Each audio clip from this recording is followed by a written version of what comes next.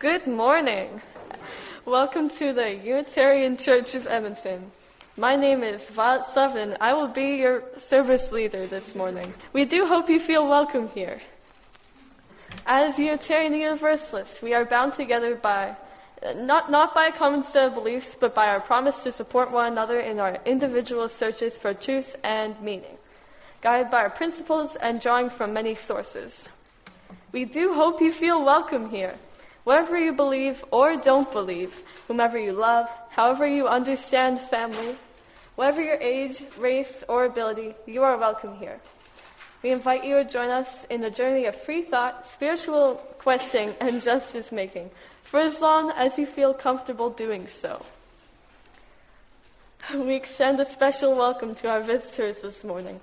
Please join us after the service for coffee and conversation. We gather with gratitude this morning on traditional Cree lands, now a part of Treaty 6 and shared by many nations. We respect the histories, languages, and cultures of the Indigenous people who have called this land home and enrich our vibrant community. Our community extends beyond the Sunday morning gathering. Please read the announcements in the order of service. We also have a monthly newsletter available in print and online. You can join our virtual community on Facebook and Twitter to keep up to date on happenings in our extended community. Now let us prepare our hearts and minds for worship. Let us let go, just for a time of the everyday world. We'll silence our phones and devices, and we'll create a space in this hour simply to be together. In the spirit of life and love we gather. In order to focus ourselves for the service, I invite you to an opening time of reflection as we listen to the prelude that marks the start of our service.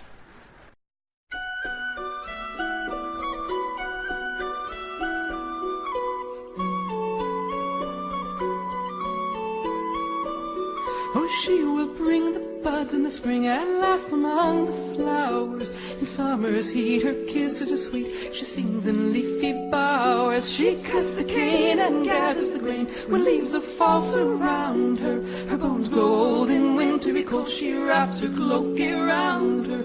Oh, she will bring the buds in the spring and laugh among the flowers. In summer's heat, her kisses are sweet. She sings in leafy bowers. She cuts the cane and gathers the grain when leaves of fall surround her. Her bones grow old in wintry cold. She wraps her cloak around her. La la la la la la la la la la la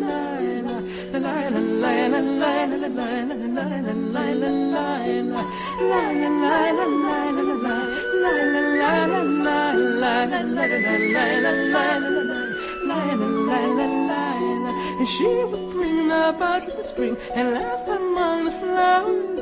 In summer's heat, her kisses are sweet. She sings in leafy bowers. She cuts the cane and gathers the grain when leaves of fall surround her. Her bones grow old in wintry cold. She wraps her cloak around her. Oh, she will bring the buds in the spring and laugh among the flowers. In summer's heat, her kisses are sweet. She sings in leafy bowers.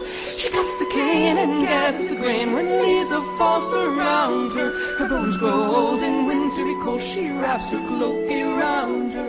And she will bring the buds in the spring and laugh among the flowers. In summer's heat, her kisses are sweet. She sings in leafy bowers. La la la la la la la la la la la la la la la la la.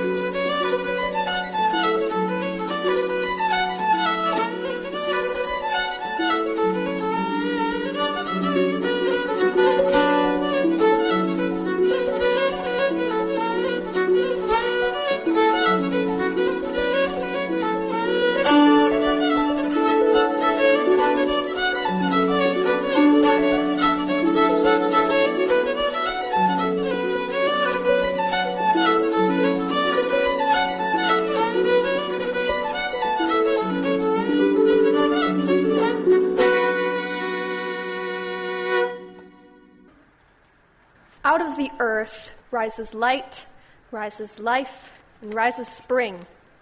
May we join in the miracle that is springtime and enter into our life with lightness and joy. Out of the Spirit rises faith, rises hope, rises love. May we join in the miracle that is the Easter time and enter into our life with hope and love. Let us resurrect with spring. Let us resurrect with the Spirit and enter into renewed life as we gather into our time of worship together this Easter morning. For holy days on which we recall the old stories, we light the flame. For Passover, which reminds us of the courage and strength of those seeking freedom in the past, we light the flame.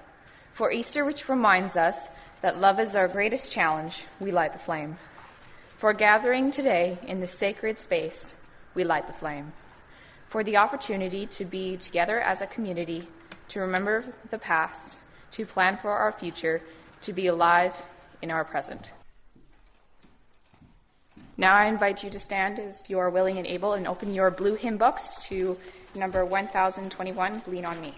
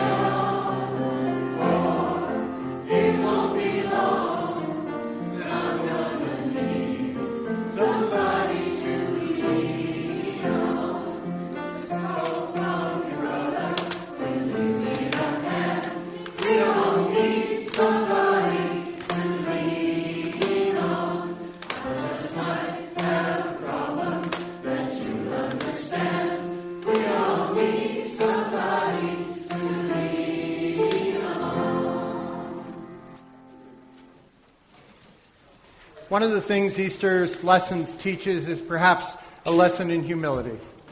And I'm having one. We have an Easter bunny on hand right now. He's eating one of my sermons.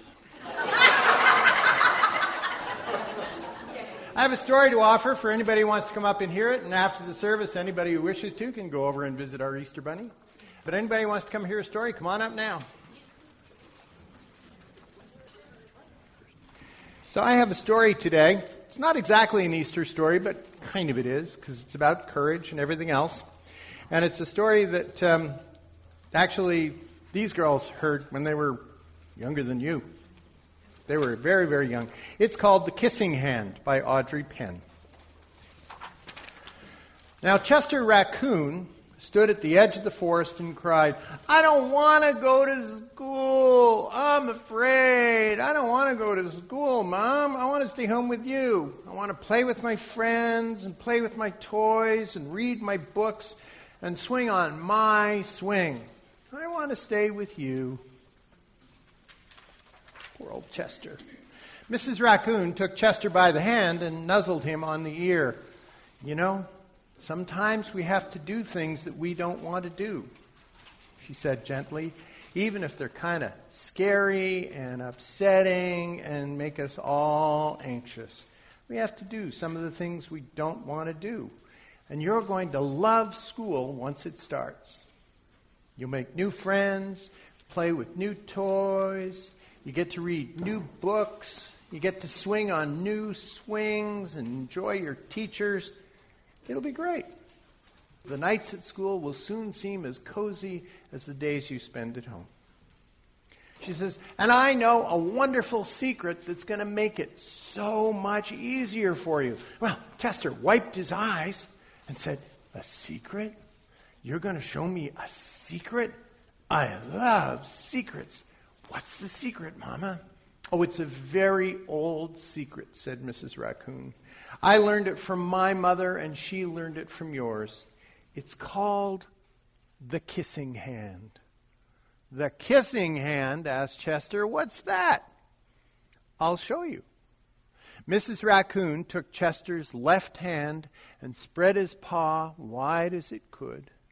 And then she bent down and she kissed the open palm. Chester felt his mother's kiss rush from his hand, up his arm, even through his silky black mask. It all tingled with a special kind of warmth. Mrs. Raccoon smiled.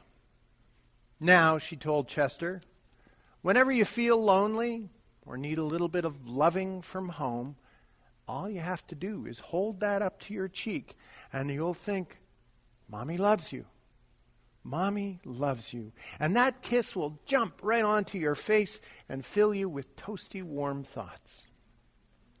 She took Chester's hand and carefully wrapped his fingers around the kiss. "Now, do be careful not to lose it," she teased him. "But don't worry, when you open your hand to wash your food, it'll stick. It won't wash off."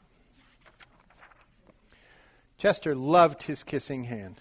And now that he knew he would have his mother's love wherever he went. So that evening, they went off to school, because raccoons, of course, aren't nocturnal animals. That night, Chester stood out front of his school and looked thoughtful. And suddenly he turned to his mother and he grinned at her. "Give me your hand," he said. Chester took his mother's hand in his own and unfolded her large, familiar paw and spread it wide into a fan. And next he leaned forward and kissed the center of her palm, and then gently closed it up again. "Now you have a kissing hand too," he told her. And with a gentle goodbye and "I love you," Chester turned and danced away.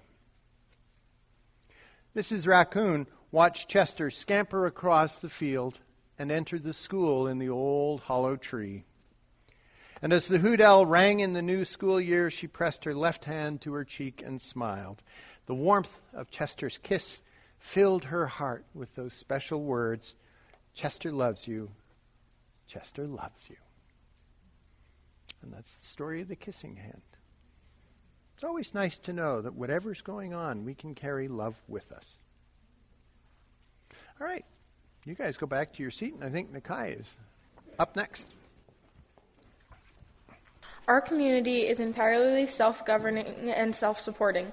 One of the privileges of our free church tradition is to provide all the financial support of our many ministries from among ourselves. Generosity, therefore, is one of the spiritual values we recognize as central to our personal and situational well-being. In addition to supporting this church community, we also make a monthly commitment beyond our walls. One half of the unidentified cash that is received is given to an outside organization. Some are local, some are national, some are international. For the month of April, we are sharing our abundance with Unitarian Universalists United Nations Office. You are invited to participate in the celebration of giving as the ushers accept the offering. If you like, you can use the envelopes found inside the cover of your hymn book if you wish to receive a tax receipt for your gift.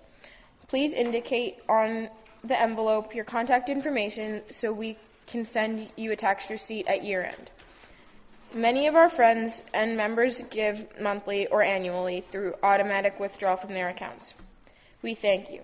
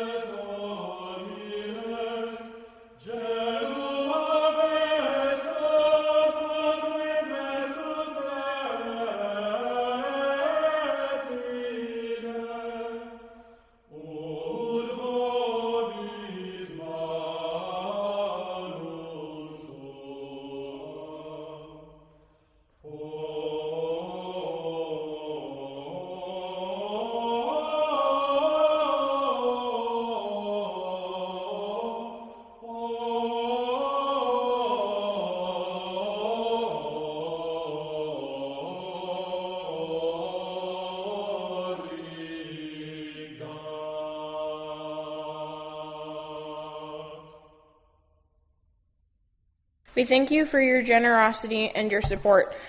With our time, our talents, and our money, we support the work of the community and Unitarian and Universalist tradition.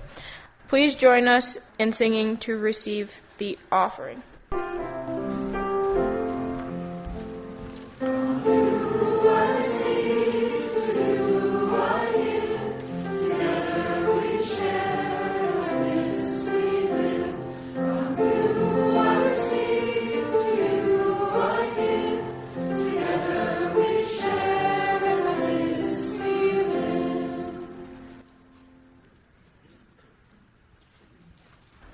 Each week, we take some time to recognize the joys and sorrows that touch our lives.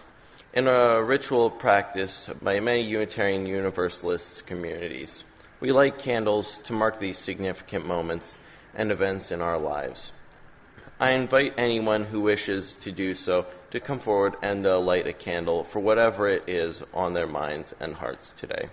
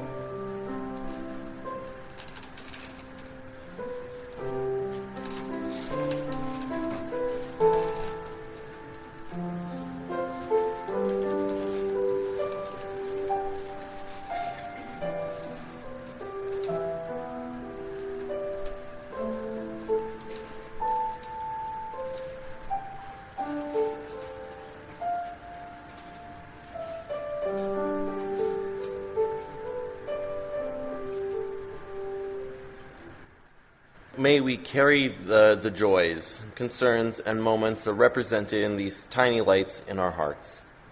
They express very deeply that we are not alone. Please join us in singing hymn number 123, and you may remain seated.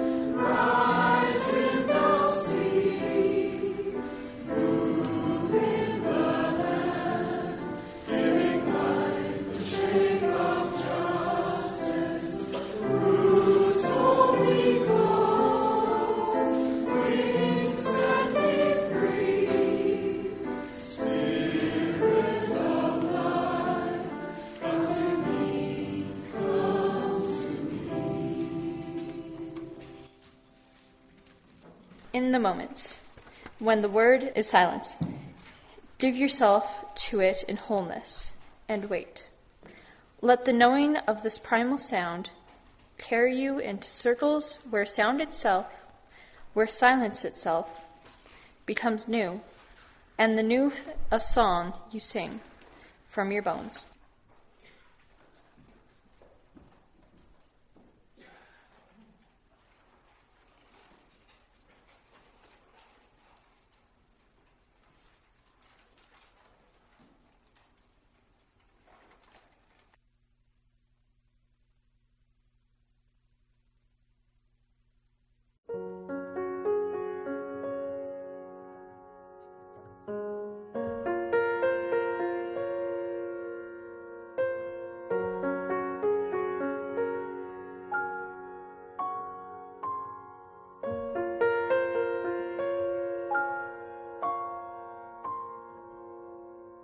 God knows what is hiding in those weak and drunken hearts.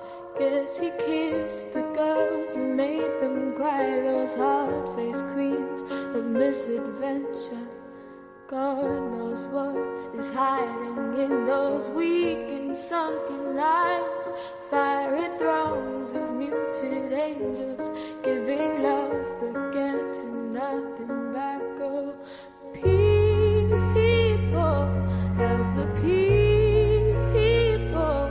And if you're homesick, give me your hand and I'll hold it.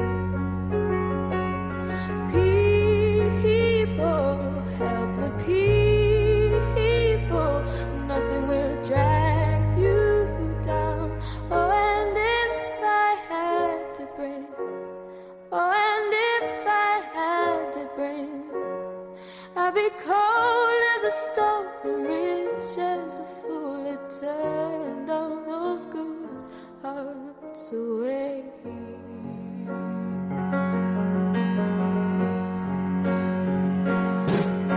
God knows what is hiding in this world of little consequence. Behind the tears, inside the lies, 1,000 slowly dying sunsets. God knows what is hiding in those weak and drunken hearts. Guess the loneliness came knocking. No one needs to be alone. No singing. People, help the people. And if you're homesick, give me your hand and I'll hold it. People, help the people. Nothing will drag you down. Oh, and if I had to bring, oh, and if I had to bring, I'd be cold as a stone and rich as the fool. It turned all those good hearts away.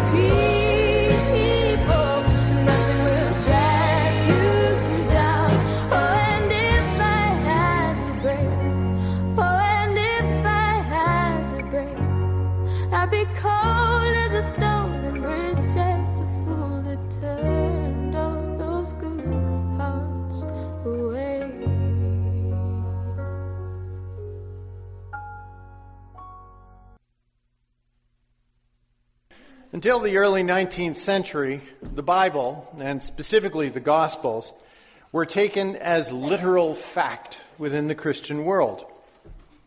Jesus was a divine child, had a miraculous birth, did miracles as a young adult, was a great teacher, was executed for heresy, and rose from the dead to sit with his Father, God, in heaven.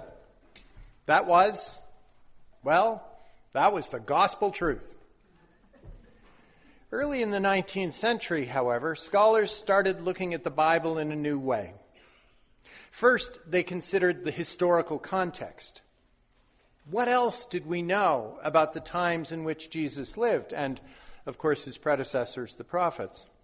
And they noticed some discrepancies in the accounts, how some of the story elements did not fit in with typical Roman practices of the day or with historical facts that were easily provable. This was the first discipline in what would be grouped into the field of biblical criticism. Now, next, other scholars began to study the structure of the texts. They looked at the language, they looked at the syntax, they looked at the kinds of messages that were different from one to the other. They compared copies of the scriptures and noted things like translation errors and copying mistakes. They noted that some of the Gospels were written in very elegant Greek and some in a very common language, very coarse. And they began to think that each account was written at a different time and for a different audience. And of course, they observed what had already been known for a long time and explained with some torturous and twisting arguments, that the 4 gospel accounts and the epistles of Paul actually tell different stories about Jesus, sometimes presenting a strikingly different Jesus altogether. Now, some of the differences are small, especially between Matthew, Mark, and Luke, and others are very, very striking. Now, this stirred the pot, at least among liberals and many academics, and that began to erode the idea that the Gospels were factual representations of the life of Jesus. Now, I've spoken about this at length in sermons and classes in the past, and I plan to spare you all that today because it is a holiday. And partly because, you see, I'm no longer interested in asking the question, is this story factually true? In the liberal Unitarian Church, I don't think that the facts of the story matter quite so much. What matters is the story itself. What can it teach us about living, about dying, about the rebirth of hope and love? Is there anything of value in this story for me or for us? Is this a story that will satisfy atheists or humanists or agnostics? Well, about 60 years ago, a Canadian scholar named Northrop Frye began a new form of biblical study called literary criticism. In effect, he said, let's look at how the story has been written and what the structure of the story is telling us.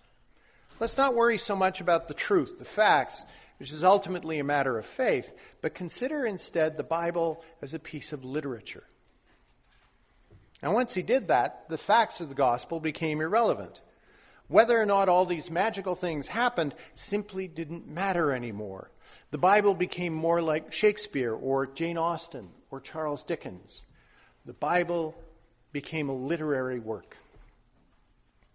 Now, for those of us who do struggle with the literalness of Scripture, and I expect that means the majority of the people in this room, I'm going to suggest that the idea of the Bible as story is a welcome relief.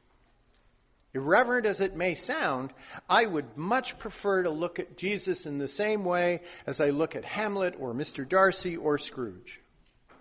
And frankly, I think the story of Jesus as a man is far more interesting than the story of Jesus as God made man. Let's take one small aspect of the Passion story. After the Last Supper, just before his arrest, Jesus goes into the Garden of Gethsemane to pray. Now, if he's God, then his prayers are going to be more like, Dad, can we skip this part? It looks like it's really going to be unpleasant, man. Can we just cut to the chase? Because we are God and all of that. And if you read enough teen literature or watched enough father-son movies, you know that the reply that God does not actually give in the Scripture probably went something like, Son, you got yourself into this. You're going to have to take the consequences. It's going to make a God out of you, boy. You still have much to learn, so suck it up, kid. Still, Jesus knows that his death is going to be a temporary physical thing, a painful couple of days in the span of eternity. I'm sorry, that never really struck me as a big deal. But if you look at this as a human story, it becomes far more compelling, I think. Most of us have read our share of fiction, I'm sure. Why? Because it allows us to get lost in a story, to get wrapped up in the telling of a tale, in the humanity that the authors are trying to describe. We identify with some of the characters, we reject others of the characters, we envision their situations, their lives, their context, their drama, their suffering. It becomes real. So consider a human Jesus in the garden. He's known for a long time that he's riled up the temple authorities. And he's got a pretty good idea that the Romans are getting into the act. And he has seen what the Romans can do. There is a good chance that on his way into Jerusalem the week before, he passed a bunch of crosses, people being crucified. The Romans back then liked to keep order by punishing fast, hard, and very publicly. So this must have been weighing on this man's mind. Like many of the great agents of social change, Joan of Arc, Martin Luther King, Mahatma Gandhi, he knows that there is a real threat to his life out there. And knowing finally that Judas is turning him in, well, that seals it. So he goes out in the darkness and finds in that classic painting you always see a rock against which he can kneel down and begin to pray. Jesus is a faithful man. He believes in God. He believes in the afterlife. But if he's a man, then it's simply a belief, an act of faith. It is not the assurance of known fact. How terrifying it must have been. Kneeling there, stomach heaving, a cold sweat running down his brow, knowing that his arrest, his torture, and his near inevitable execution is imminent. In fact, the gospel account says that Jesus sweated blood in the garden. At dinner, his pals all said that they were going to stand by him, but when he gets up to check with them, they've fallen asleep. He is truly, utterly, despairingly alone. Every person is at the moment of their death. So what made him do it? He obviously was a wise man, supposedly well educated despite his low birth, skilled in the art of discourse and persuasion. He probably comfortably could have stayed in Galilee and had a very nice life as a sort of regional religious leader. But no, he felt compelled to go and walk upon the larger stage of Jerusalem, seat of the Roman government, home to the temple, the institution that controlled virtually every aspect of life that the Romans did not run. He couldn't possibly have been so egocentric as to think that he could topple both of those hierarchies, could he? Could he? As in all literary ventures, if they engage us, we have to weigh the motivations and the actions of the characters.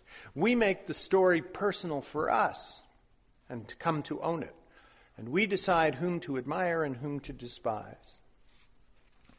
However, said the Catholic kid, when we receive the story wrapped in church doctrine, when we are handed the account with a single absolute interpretation already mapped out, those things are explained in a most unsatisfying way.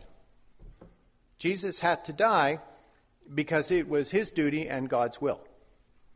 Jesus died for our sins, thereby reopening the gates of heaven for us, regaining the possibility of our salvation. And then there is the creedal doctrine that God offered his only Son in sacrifice for us. What? All-powerful and all-knowing God chooses to go through such a small-minded and mean-spirited charade in order to give us something he could provide at any time? That's abusive. That's not forgiving. Who would want to worship so petty a deity? One who condemned generations to torment just because they said the wrong prayers or ate the wrong food. To say it strains credulity is generous. Now, I'm not anti-God. I'm not an atheist, but I am a rational man. And this petty tribal divinity is simply not rational. He just doesn't make sense to me. Now, whatever God might be like, well, that's a theme for some other sermon. But today is Easter, when liberals sometimes choose to wrestle with this bizarre and irrational tale. Looking at Jesus as divine, I'm sorry, it doesn't work for me. Maybe it does for you, that's fine, but it doesn't work for me. It gives me no peace or satisfaction. But to look at the story of the brave, passionate, and maybe foolhardy man, then you have a scenario that stirs compassion. We can place ourselves in that story and say, I might do that, or no way, man, I wouldn't do that part. Or I wish I had that kind of courage and conviction. Or this man had no practical sense. There are better ways to achieve his goals. Well, that's when the story of Jesus becomes real for me. I couldn't do what he did. This character of Jesus was far too certain of his cause, of the righteousness of his message, and I am far too fascinated with the gray areas of living and far too concerned with pragmatism to ever be the black and white dreamer that Jesus was. I doubt I could put my life on the line like that. Or perhaps I've simply never found the cause or situation that would call me to consider that option. But I love the challenge of comparing and contrasting myself to a character in a story and asking, what if I was in that situation? It's a tool for refining our worldview and for resetting our moral compass with more sophistication. This month we've been looking at wholeheartedness as our theme. Jesus pursued his mission with as much wholeheartedness as I can possibly imagine. He had a deep belief in the rights and righteousness of the little people. He believed religion belonged to all people, not just to the temple authorities. He devoted himself to listening to the plain folks and to helping them and to take on the powers that would exploit them and keep them subservient. His mission was a wide and expansive love for the lives and the souls of the disenfranchised. That's an idea I can get behind. But that's just one theme that emerges from the story, one theme that I'm reading in the story today. You may have a completely different way of looking at it, and I encourage you to read the stories again and figure out what it might mean for you. But I want to close by sharing a passage from a letter written to a humanist magazine by a former Christian as he discussed Easter.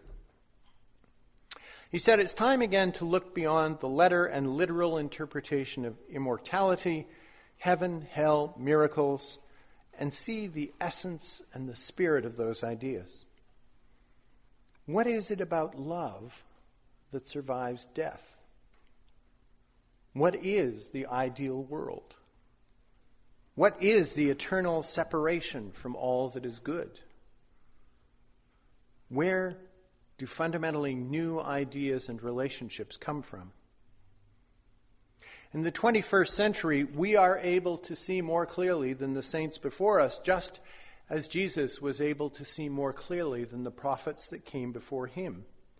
To see that deeds of love live on forever in the hearts and minds of all those who are transformed by such love, and by those who value loving acts of goodness and justice. This is the immortality of the saints." He goes on, "I find that I'm better able to love and appreciate Jesus as a humanist, imagining him as a man, than when I was a Christian and imagined him as a God or a spiritual presence. Jesus was a man, and therefore he was one of us, and we truly can become like him." End of quote. Jesus lived a wholehearted life, and that's something I can admire.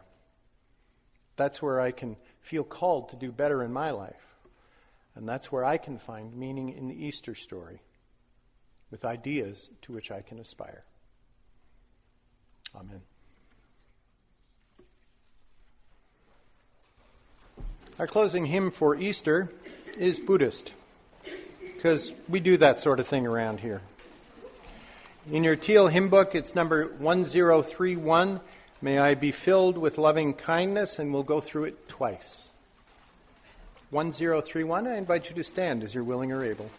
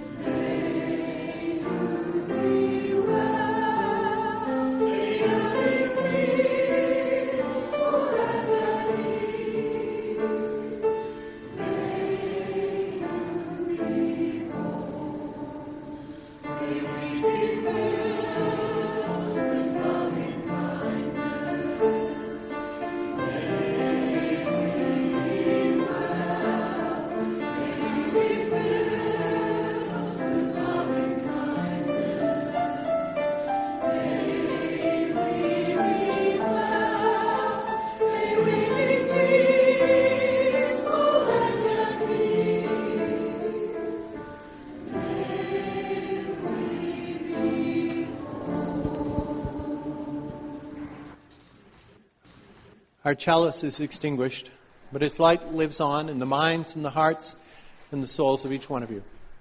So carry it with you when you leave this place and share it with those you love, with those you know, and most especially with those you've yet to meet. It is our tradition to join hands at the end of the service and sing "Carry the Flame of Peace and Love Until We Meet Again," and then to listen to a postlude, and then to sit down for some announcement.